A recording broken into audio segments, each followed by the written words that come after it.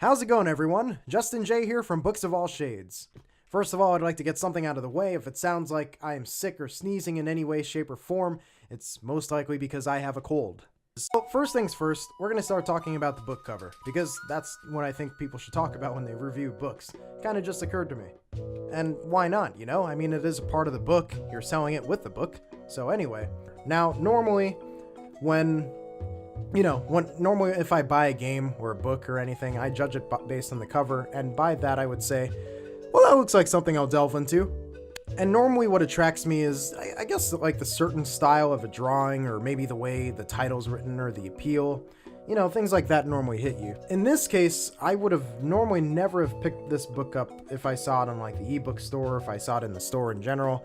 And it's not to say that it's a bad book or anything, it's just I never would have looked at the cover and said, this looks like something I would be into. And I say that because when you look at the cover, you kind of get this Western cowboy vibe, and it's not something I would have ever really gotten into. Maybe I would have watched like a parody of it if I saw it on like Fairy Odd Parents or Hey Arnold or some TV show from the 90s.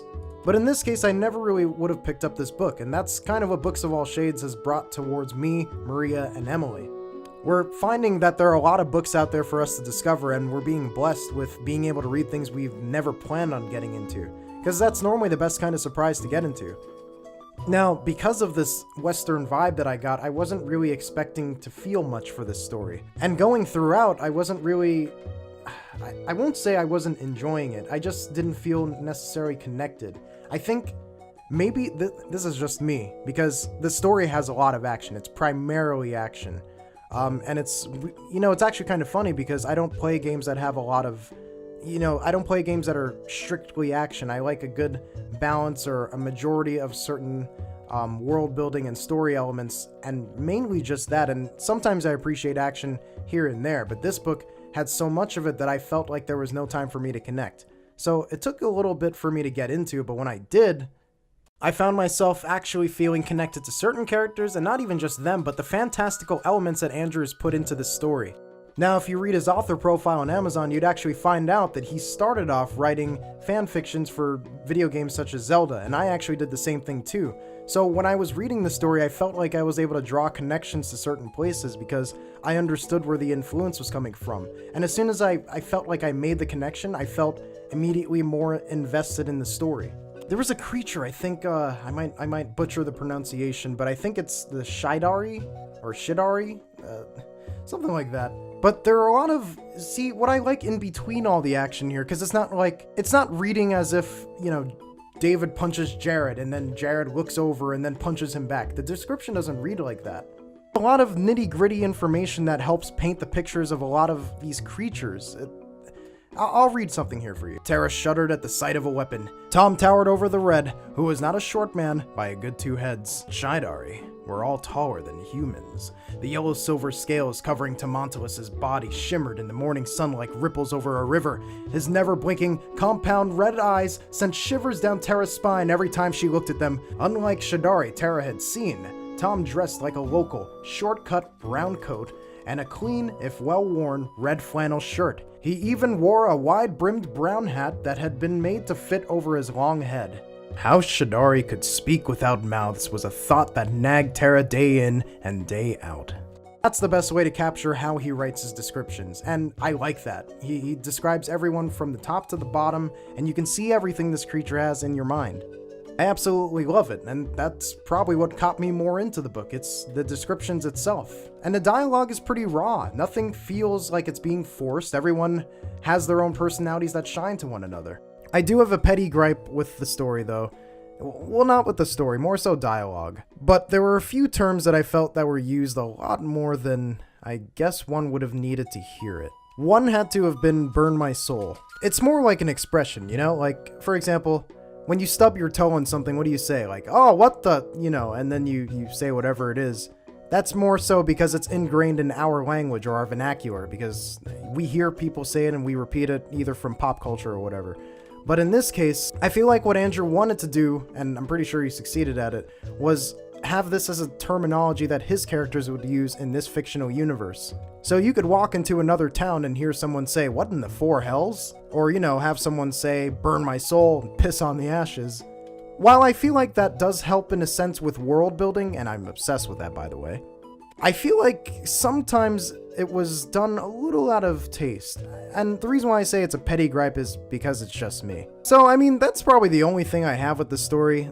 It was, again, hard to get into because this isn't my normal cup of tea, but that's the blessing of the club. You get to get into stuff that you normally wouldn't pick up, and I highly recommend this for anybody who likes action movies and feels that they would want to see just how excellent he can choreograph this in your mind. Because there were a lot of points where I was reading the story and you don't get too much dialogue. Like, okay, you know that saying, too much of anything is a bad thing, and too little of it, obviously, same thing. But if you meet that person, or if you meet that need in the middle, you're doing a pretty good job. There were a lot of points in dialogue where the character would say something. Actually, I'll just give you an example here. So this is one of the scenes that helped in catching my attention when I was, having trouble. "Morning, Sheriff," Marcus said. "Marcus." David removed his hat and ran his fingers through his short, cropped, sweaty blonde hair. It was too warm for a fall day, especially up this high on a mountain peak. "Beautiful morning, all things considered. That it is," David agreed.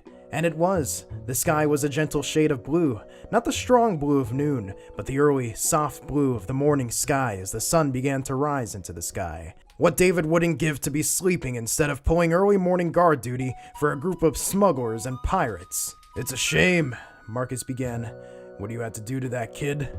"A mercy is more like it," David said. "You're too nice for this job, Marcus. You should go back to the big city, find a girl and make fat babies with her."